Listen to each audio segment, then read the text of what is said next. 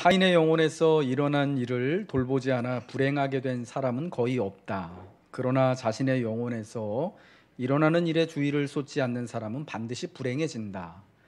철인 황제였던 마르쿠스 아우렐리우스가 그가 쓴 명상록이라고 하는 책에 기록한 이야기입니다.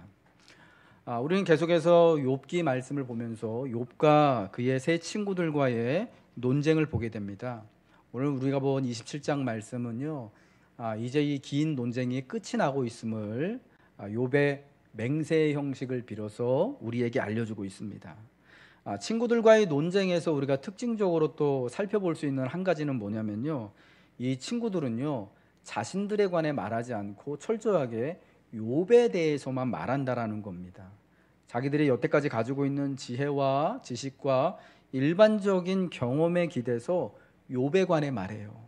자신들에 대해서 말하는 게 아니라 욥이 어떠한 사람인지 말하고, 하나님에 대하여서 마치 자기들이 하나님에 대하여서 모든 것을 알고 있는 것처럼 우리는 하나님을 너무 잘 알고 있다라고 말하고 있습니다.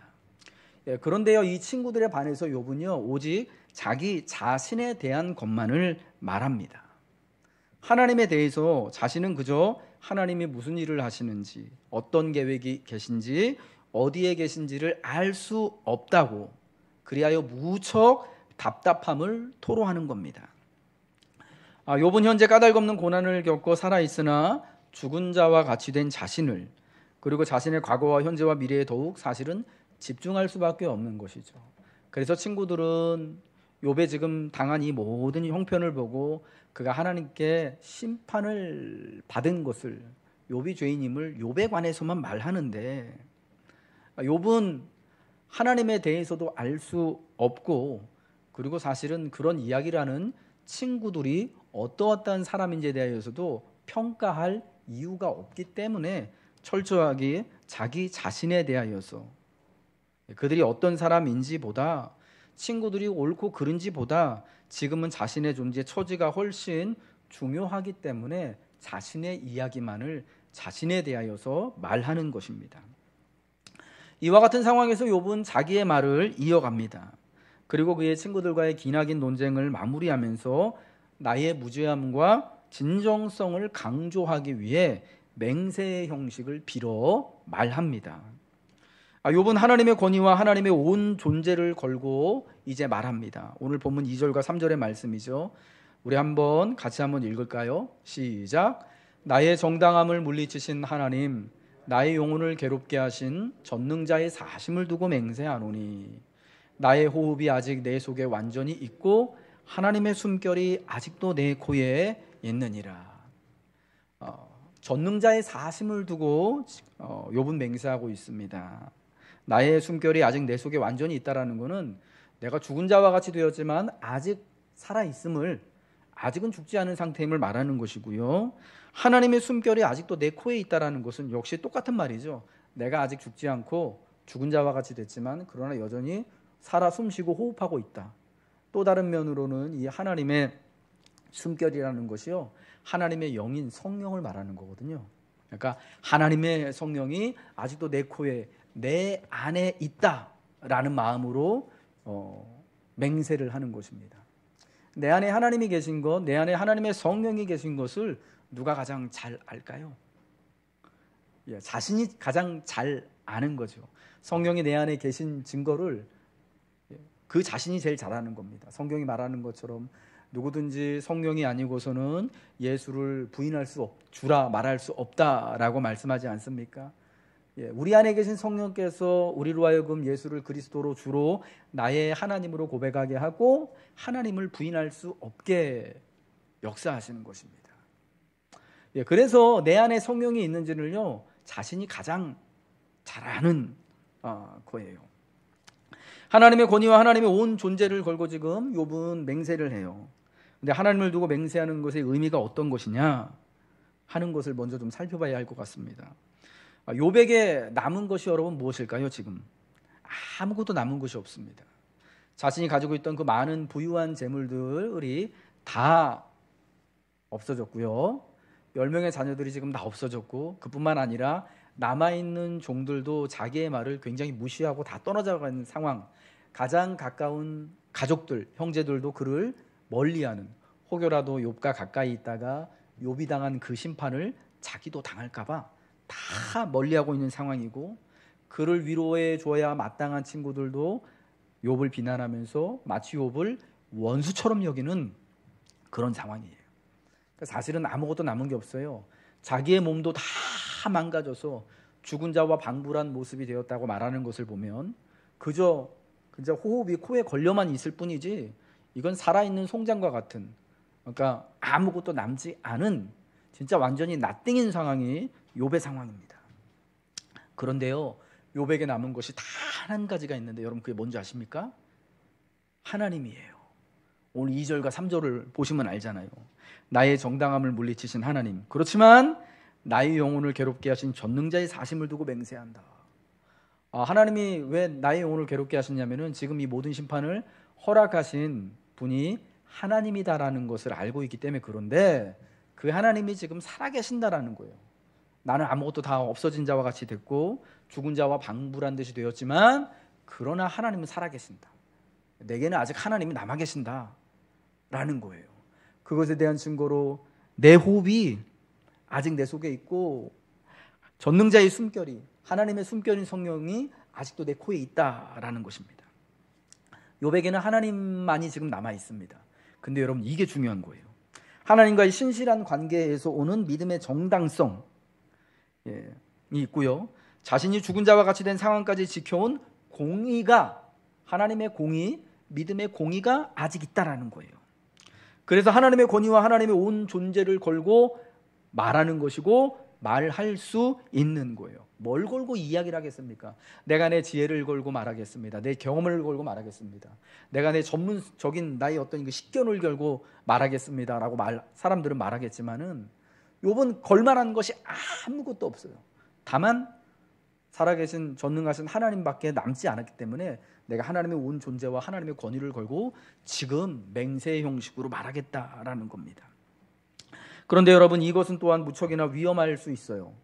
하나님의 이름을 걸고 하나님의 권위를 두고 맹세하고 말하는 것은 위험합니다. 왜냐하면 그것이 바르지 않은 것이라면 하나님이 결코 가만 계시지 않을 것이기 때문입니다. 하나님의 권위를 걸고 맹세하는데 그것이 옳은 것이 아니고 정당한 것이 아니라면 하나님이 분명히 보응하시고 그 값을 물으실 것이기 때문이죠.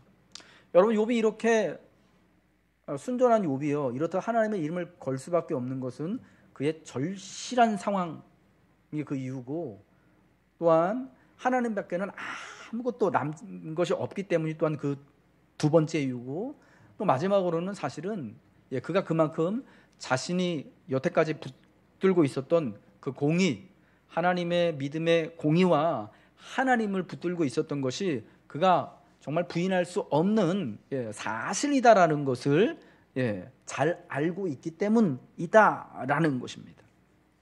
여러분 그래서 하나님의 권위와 하나님의 온 존재를 걸고 말하는 것입니다. 이 맹세를 듣는 친구들은요, 또 이 맹세를 듣는 욥을 멀리하고 욥을 정죄하고 비난하는 사람들은요, 이 맹세의 형식을 통하여서 그들이 또 경고와 주의를 받게 되는 겁니다. 자신들도 모르게 사탄과 같이 의로운 욥을, 의로운 성도들을 대적하는 이들은 큰 주의를 기울여야 하는 겁니다.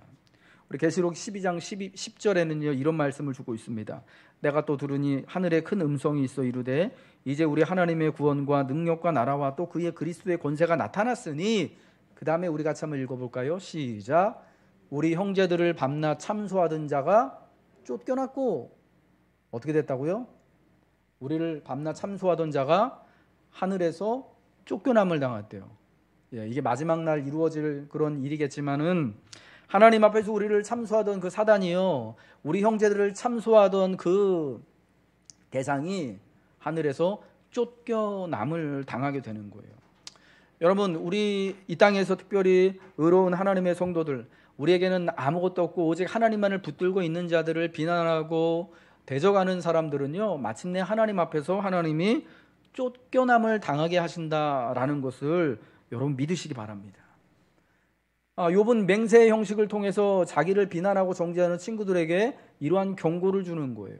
그래서 이제 6절까지가 우리가 말씀을 보았지만 7절부터는 그러한 자기가 맹세의 형식을 빌어서 말하면서 자신을 불의하다고 비난하는 원수와 같이 되어진 이들이 어떻게 하나님 앞에 형벌을 받을 것인지를 7절부터 쭉 말하는데, 하나님이 그들을 아끼지 아니하시고 던져버릴 것이다 라고 말을 하고 있는 거예요. 여러분, 그러므로 우리가 하나님의 온 존재와 권위를 걸고 우리의 믿음의 삶을 살고 말할 때 특별히 여러분, 하나님이 우리의 그러한 말과 우리의 맹세의 형식을 통하여서, 우리의 믿음의 맹세를 통하여서 하나님이 우리를 붙들어 주심을 여러분 기억하시기 바랍니다. 우리는 늘 기도할 때 예수님의 이름으로 기도합니다. 우리의 모든 기도가 우리가 홀로 기도를 하든 혹은 또 공예배 때 나와서 함께 기도를 하든 언제나 우리의 기도는 예수님의 이름으로 하나님께 드리는 기도입니다. 예수님의 이름으로 기도한다라는 것의 의미가 여러분 무엇이겠습니까? 우리가 예수님의 이름으로 기도하오니 주님이 응답하여 주실 것을 믿는다라는 거 아니겠습니까? 우리가 예수님의 이름을 의지하여서 기도할 때 주님, 우리를 불의하다고 하고 우리를 정죄하고 우리를 대적하는 반대하는 모든 것들에 대하여서 나는 갚을 힘이 없으니까 하나님이 대신 갚아주십시오 라는 것이 아니겠습니까? 예수님의 이름으로 기도한다는 것은 응답에 대한 소망과 주님이 나를 대신하여서 갚으실 것에 대한 소망이 함께 있는 것임을 믿으시기 바랍니다. 우리 하나님이 사랑하는 성도 여러분들, 우리가 이 땅을 살면서 내 힘대로 내 마음대로 안 되어지는 것들이 너무나 많이 있지 않습니까? 여러분, 그래서 그 상황으로 인하여서 사실은 좌절하게 되고 실망하게 되고 누군가로부터 이런저런 좋지 않은 이야기를 듣게 될 때 우리는 예수님의 이름으로 기도하는 거죠. 예수님의 이름으로 주님이 나의 마음을 만져주시기를, 위로하여 주시기를, 예수님이 응답하여 주시기를, 또한 예수님이 원수와 같은 자들, 특별히 주님을 대적하고 교회를 대적하고 성도를 대적하는 원수들에 대하여서 주님이 쫓아주시기를, 갚아주시기를 우리는 그렇게 간구하고 기도해야 할 줄 믿으시기 바랍니다. 골로새서 3장 23절에서 사도 바울은 이렇게 말합니다. 무슨 일을 하든지 마음을 다하여 주께 하듯 하고 사람에게 하듯 하지 마라. 무슨 일을 하든지 주님께 하듯 하고 주님께 하듯 말하라는 것을 여러분 기억하시기 바랍니다. 믿는 성도로서 나의 호흡이 아직 내 속에 완전히 있고 하나님의 숨결, 즉 하나님의 영이 아직도 내 코에, 내 몸에 있다면 우리가 말하는 모든 것은 하나님의 권위와 하나님의 존재를 걸고 하는 것이 되는 겁니다. 그래서 성도는 말하는 모든 것에 주의를 기울여야 합니다. 언제나 하나님께 말하듯 말하고 살아가야 하는 것입니다. 우리가 하는 모든 것에 주의를 기울여야 하는 것이죠. 우리가 진실되게 모여서 예배할 때도 이 예배함의 모습이 하나님께 대해서 하는 것이기 때문에 진실되게 주의하여서 예배하며 은혜를 누려야 하는 것입니다. 예수님은 마태복음 5장 그 산상수훈의 말씀에서 도무지 맹세하지 말라고 말씀하셨습니다. 하늘로도 맹세하지 말고 땅으로도 맹세하지 말고 저 성전으로도 맹세하지 말고 성전의 금을 가지고도 맹세하지 말라고 하셨습니다. 그 이유가 뭐냐? 우리가 하는 모든 말들 가운데 하나님이 드러나기 때문입니다. 그래서 바울 사도는 그러나 내가 나 된 것은 하나님의 은혜로 된 것이니라고 말하지요. 지금의 내가 나인 것은 하나님의 은혜 아닌 것이 없으니 내 안에 있는 모든 것들을 통해 하나님이 그분의 은혜가 드러나는 것이 마땅하고 또 그러해야 한다라는 것 아니겠습니까? 하나님께 말하듯 그러므로 말하시길 바랍니다. 하나님에 관해 말씀하시듯 여러분 말씀하시기 바랍니다. 여러분, 그래서 그러기 위하여서 시편 기자는 하나님 내 입에 파수꾼을 세워주셔서 내 입에서 나가는 모든 말들이 진실되고 복되고 하나님 앞에 오를 수 있기를 원합니다 라고 그렇게 간구했던 것입니다. 아무것도 남지 않은 욥이 지금 맹세의 형식을 빌어서 간구하는 것, 하나님 내가 하는 이 모든 말들이 주님께 하는 것이고 또 주의 공의함과 주의 정의로움을 드러내는 것이 되길 원합니다. 하나님 나는 그러한 삶을 살았습니다 라고 고백하는 것처럼 우리 교회와 성도들의 말하는 것이 이렇듯 주님께 말하듯 주님의 은혜를 드러내고 주님의 공의가 나타날 수 있는 것이 되어져야 할 것입니다. 또한 오늘 욥은 맹세의 형식을 빌어서 나는 불의를 말하지 아니하며 나의 온전함을 버리지 아니할 것이라 라고 말합니다. 4절과 5절의 말씀이죠. 결코 내 입술이 불의를 말하지 아니하며 내 혀가 거짓을 말하지 아니하리라. 나는 결코 너희를 옳다하지 아니하겠고 내가 죽기 전에는 나의 온전함을 버리지 아니할 것이라. 욥은 친구들에게 자신의 불의함과 죄악을 자백하라는 강요를 받고 있습니다. 욥에게서 어떤 불의한 말을 하는 것이나 온전하지 못한 행동을 그들이 보아서가 아닙니다. 사실 이전에 욥과 세 명의 친구들이 서로가 서로를 어떻게 대하고 인정했습니까?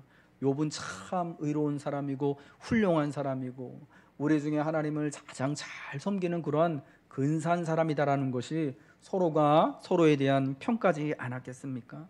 그런데 이제는 욥이 처한 고난의 형편을 보고 하나님이 마치 그를 심판한 것 같은 이 상황을 보고 친구들은 추론하는 거예요. 하나님이 아무나 저렇게 험하게 심판하시는 것이 아니라 큰 정말 죄인들만을, 악한 사람들만을 심판하시는데 아마 우리는 모르지만 욥이 그렇게 하나님 앞에 큰 죄인인가 보다. 이와 같이 친구들이 하는 모든 말들은요 욥을 불의하다라고 인정하는 거예요. 그런데 욥도 친구들을 불의하다라고 말합니다. 왜요? 친구들이 욥에 대하여서 하는 말이 정당하지가 않기 때문이에요. 무슨 증거를 가지고 욥을 고발하고 정죄하고 비난하는 것이 아니라 그저 추측과 추론을 가지고 욥을 정죄하니까 욥은 그들의 모든 말이 그들의 모든 말하는 것을 불의하다라고 말하는 겁니다. 욥이 불의하지 않았는데 불의했다라고 말하기 때문이죠. 친구들의 고발과 평가는 잘못됐습니다. 그것은 틀린 것이고 그래서 불의한 것이에요. 불의를 강요당하고 있으나 욥은 그러나 자기의 입술로 불의를 말할 마음이 없어요. 내가 불의한 사람이었다라고 말하고 싶지 않아요. 친구들이 그렇게 얘기하니까 그저 좀 논쟁을 피하기 위하여서 그래 내가 죄인이야. 내가 알지 못했지만 하나님 앞에 큰 죄를 지었어. 내가 알지 못하지만 내 10명의 자녀들, 내 3명의 딸들과 7명의 아들들이 나도 모르게 정말 다른 사람들한테 너무나 못된 짓을 했나 봐. 그래서 이렇게 죽임을 당했나 봐. 이런 말을 하고 싶지 않다라는 거예요. 아무것도 남지 않은 욥에게 지금 가장 중요한 것이 있다면 바로 공의예요. 내가 비록 내가 지금 처한 형편을 통해서는 불의한 자처럼 보여지지만 그러나 일평생을 전능하신 하나님을 붙들고 살아오면서 하나님의 공의를 따라 살았고 내가 믿음의 온전함을 지켰다라는 것이 욥에게 남은 한 가지예요. 욥에게 하나님이 남아있는 것처럼 그가 그 남은 하나님을 붙들면서 고백하는 것은 하나님의 공의를 따라 온전함을 지키며 살아온 욥의 전생애라는 거죠. 이러한 욥의 자랑은 오만하지 않아요. 교만하지 않아요. 왜 그렇습니까? 욥이 완전히 망하여서 죽은 자와 방불하게 되었기 때문이죠. 만약에 욥이요 그가 이런 심판을, 이런 재앙을 당하기 전에 여전히 많은 재물이 있고 남녀 종들에 둘러싸여서 그리고 성중에서 많은 사람들의 존중과 그리고 또 이렇게 또 권위를 다 한 몸에 받고 있는 상황에서 나는 온전한 사람이야, 나는 하나님의 공의를 따라 살아왔어 라고 말한다면 그건 교만한 것이 되겠죠. 그러나 욥은 완전히 죽은 자와 같이 되어져 있는 상황이잖아요. 여러분 그런 사람은요 이렇게 말할 수 있는 거예요. 내가 비록 이런 상황 가운데 되었지만 그러나 나는 평생을 하나님의 공의를 따라 살아왔고 내가 그럼에도 하나님 앞에 죄인이지만 그러나 나의 믿음의 온전함을 지켰다. 욥은 자신이 본래 어떤 사람인가를 기뻐하지 않고요 하나님이 자신을 어떤 사람으로 만드셨는가를 기뻐하는 것입니다. 여러분 그러므로 우리가 실패의 때의 자리에 있을 때, 고난과 시험의 자리에 있을 때요 내가 과거에 어떤 사람이었는가가 중요한 게 아니라 하나님이 나를 지금 어떤 사람으로 만드셨는가, 하나님이 나를 어떻게 보는가가 훨씬 중요한 줄 믿으시기 바랍니다. 그래 내가 믿음을 따라 하나님의 공의를 따라 믿음의 신실함과 온전함을 따라 또 지키며 살아왔다면 하나님 나는 그래도 하나님을 믿는 믿음 안에 온전한 가운데 있었습니다 라고 선포하시기를 축복합니다. 가장 무서운 슬픔과 고난 가운데서 욥은 그것을 붙잡은 거예요. 가장 무서운 슬픔과 고난 가운데서 이 코로나 위기 가운데서 우리가 붙잡아야 할 유일한 것이 있다면은 바로 하나님의 공의와 하나님의 공의를 따라 살아온 우리 믿음의 온전함, 신실함인 것입니다. 우리에게는 아무것도 남아있는 것이 없고 사실은 의지할 바도 없기 때문에 그렇다라는 것이죠. 이 세상에서 붙잡을 것이 아무것도 없을 때 세상에 빼앗지 못하는 단 하나, 그것이 있습니다. 그것은 그리스도 안에 있는 믿음의 의입니다. 구약의 하나님이 공의라고 부르는 것은 여러분 세상의 어떤 실패와 시련도 결단코 빼앗을 수 없는 것입니다. 사단이 하나님의 허락을 2번이나 받아가지고 욥의 모든 것을 다 빼앗아가고 욥의 몸까지, 욥의 머리끝 이 정수리부터 발끝까지 쳐서 종기가 나게 하고 정말 완전히 죽은 사람과 같은 그런 상황이 되어서 욥의 모든 것, 소유를 뺏어가고 평판을 뺏어가고 지혜를 뺏어가고 자녀들을 뺏어가고 친구들을 뺏어가고 하는 이 상황 가운데서도요, 그러나 단 한 가지 결코 빼앗지 못한 것이 있습니다.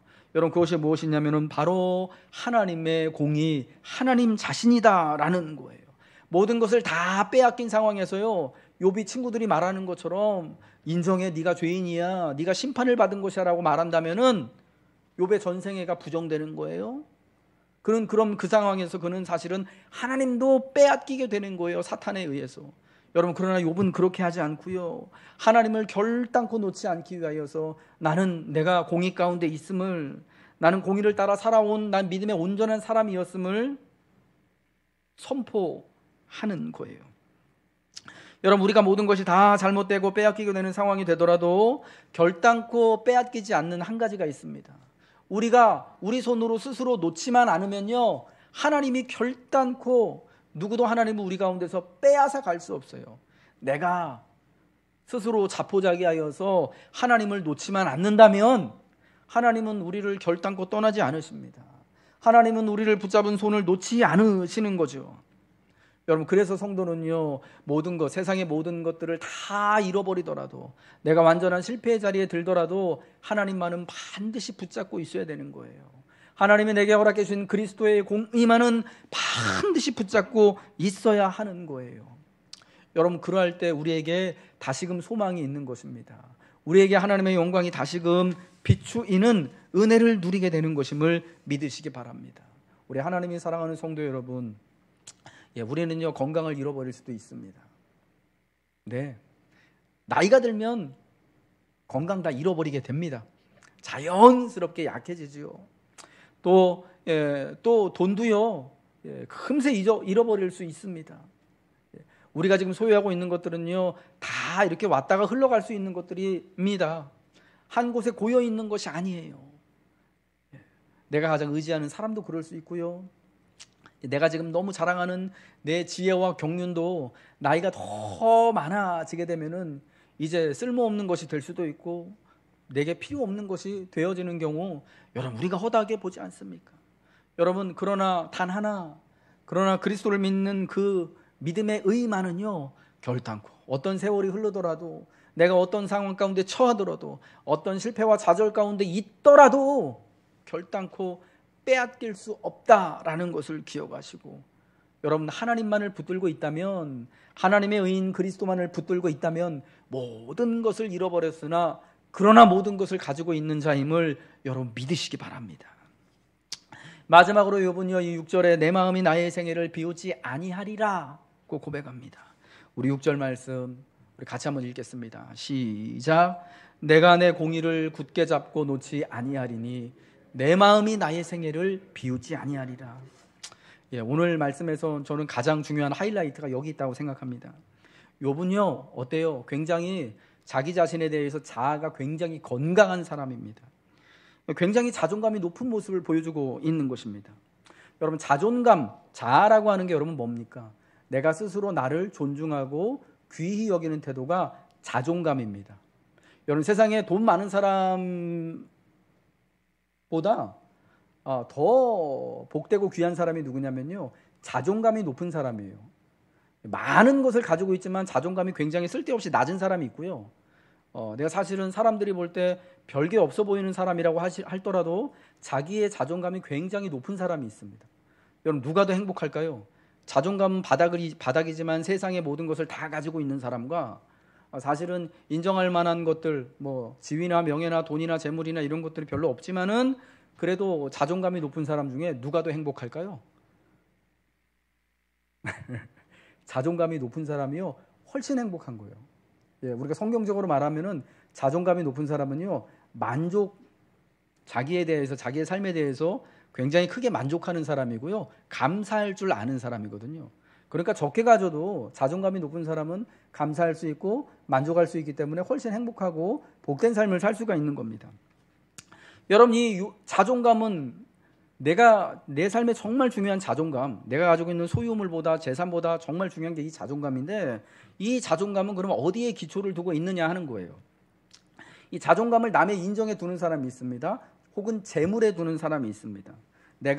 남들이 나를 볼 때 나를 어떻게 보느냐에 따라서 사람들은 불안할 수도 있고 불행할 수도 있습니다. 예, 요즘 뭐 SNS들을 보면은 항상 자기의 좋은 모습만을 이렇게 사람들에게 보여주고 거기 좋아요 달리면 막 행복해하고 막 이렇게 막 이런 거 있거나, 혹은 이제 뭐 댓글에 뭐 이상한 걸 쓰면은 막 되게 막 괴로워하고 힘들어하는 경우들 많지 않습니까? 예, 자존감을 내 안이 아니라 남에게, 바깥에 두는 사람들은 그런 거예요. 여러분, 세상 모든 사람들이 언제나 나를 인정하고 좋아할 수는 없지 않습니까? 나를 좋아하는 사람이 세상에 99명이 있다면은 100명 중에 99명이라면 그 중에 한 명은 나를 싫어할 수도 있는 거예요. 어떻게 다 내 모든 것을 좋아할 수가 있겠습니까? 그런데 항상 다른 사람들이 나를 바라보는 것이 중요한 사람은 나를 좋아하는 99명보다 그 한 사람, 나를 좀 껄쩍지근하게 생각하는 그 사람 때문에 괴로운 거예요. 행복하지가 않은 겁니다. 자존감을 또한 소유에 두는 사람이 있습니다. 금이나 재물에 두는 사람이 있습니다. 젊음이나 건강에 두는 사람이 있습니다. 여러분, 이러한 경우도 역시 마찬가지죠. 예, 돈이 많아서 자존감이 높았던 사람은요, 그 돈 때문에 자존감이 떨어지기도 하고, 예, 자기의 지위가 떨어짐을 통하여서 자존감이 같이 떨어지기도 합니다. 왜냐하면 그것들은 영원한 것이 아니기 때문이죠. 여기 있다가 다른 곳으로 쉽사리 빠져나갈 수 있는 것이기 때문이죠. 예. 사람들이 나를 인정해주고 존중해 주어야지, 사실은 내가 가지고 있는 돈이나 지위를 존중해서는 안 되는 거 아니겠습니까?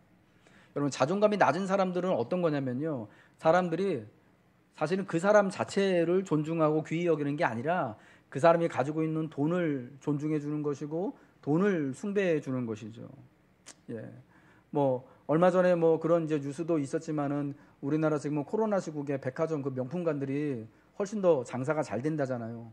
뭐 코로나 보복 쇼핑한다고 막 가가지고 막 몇 천만 원씩 한 번에 사고 막, 그래서 뭐 시내에 있는 백화점들 VVIP 고객 되려면은 연 매출 연 팔아주는 게 뭐 1억 이상씩 돼야지 VVIP 이렇게 붙여가지고 그 VIP 고객들을 위해서는 따로 이렇게 쇼핑할 수 있는 공간과 장소와 시간을 만들어 준다지 않습니까?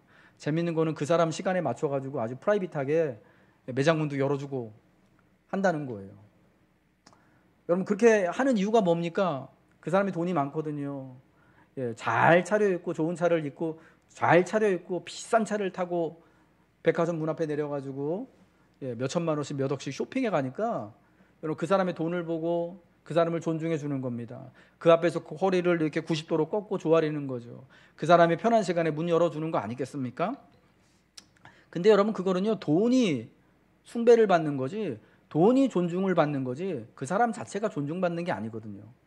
만약 그렇다가 다음날 평범한 옷을 입고 비싸 보이지 않은 옷을 입고 일반 보통 서민들이 타는 소나타 차 타고 앞에 가서 내린다고 한번 생각해 보십시오. 누가 나와가지고 90도를 인사를 하겠습니까? 누가 그 사람 시간 맞춰가지고 그 백화점이 문을 열어주겠습니까? 그러지 않죠.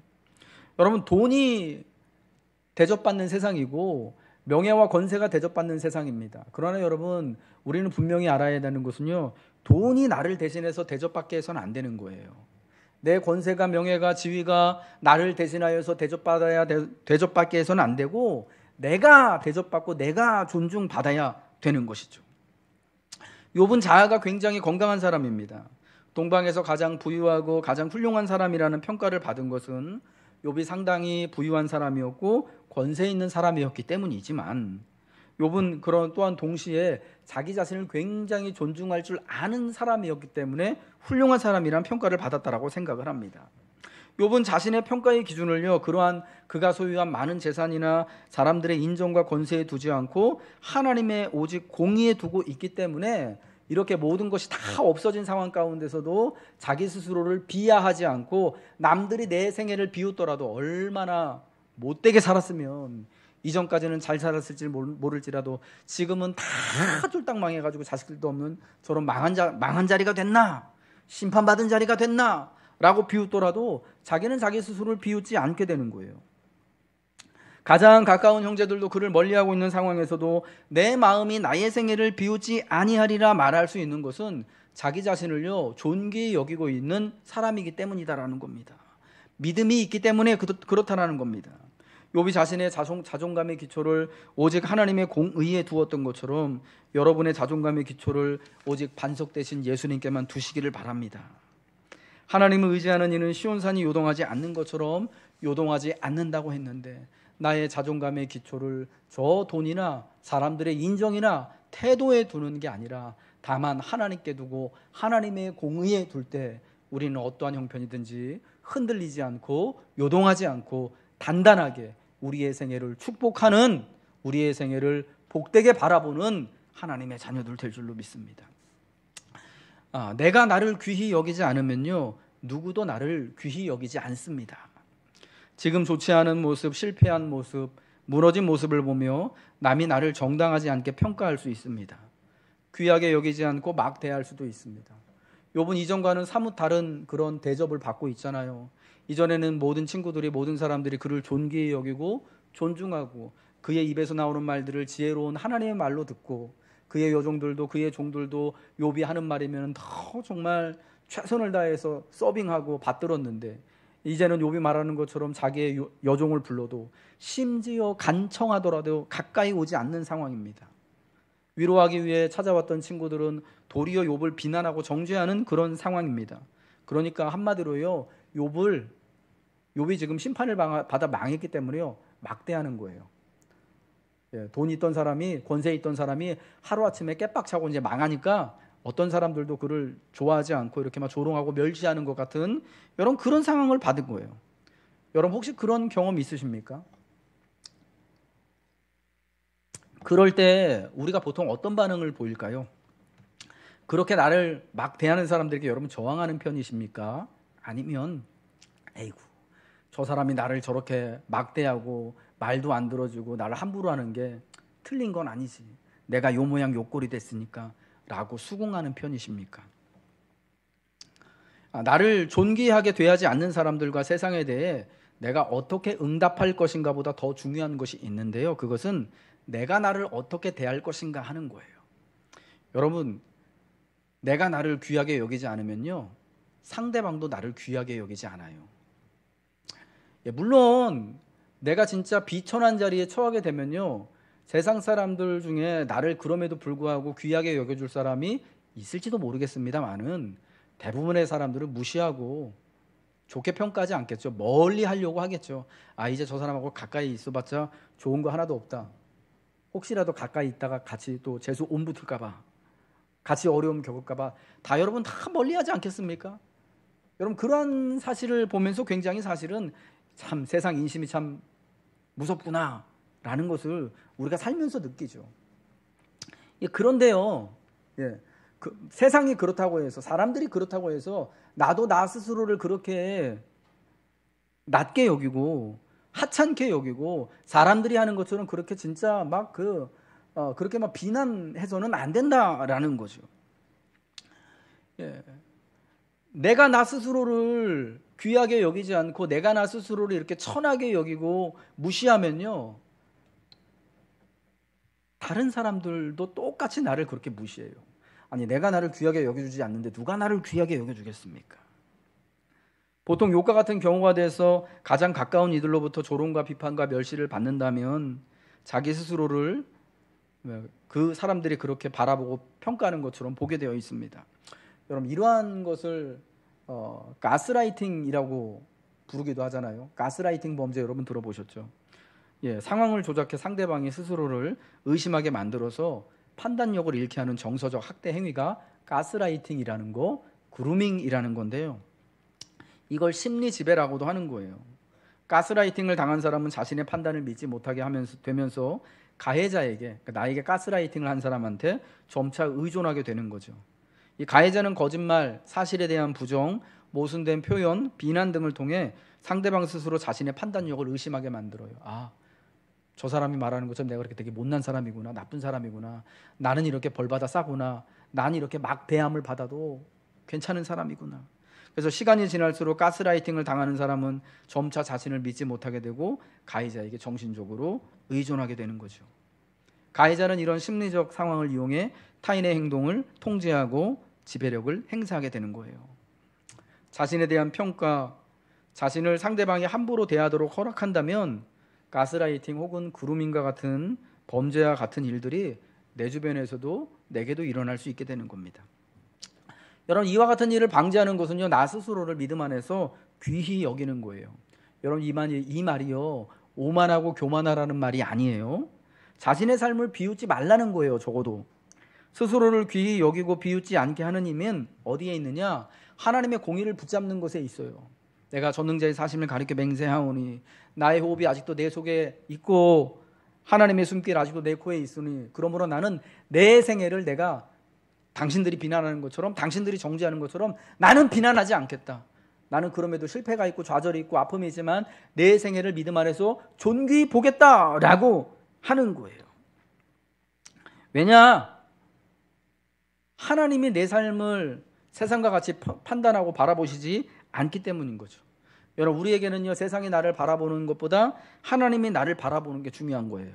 하나님이 나를 어떻게 바라보시고 어떻게 평가하시는가가 중요한 거죠. 여러분, 세상은 내가 가진 돈을 보고 나의 젊음을 보고 나의 재능을 보고 권세를 보고 나를 대하지만, 그러나 여러분, 하나님은 내가 돈이 많기 때문에 나를 귀하게 여기지 않으시는 거잖아요. 내가 하나님 앞에 헌신을 열심히 하기 때문에 하나님 나를 귀하게 여기시는 거 아니에요, 여러분. 예, 왜 나를 귀하게 여기시냐? 예수님의 값을 주고 나를 사셨잖아요.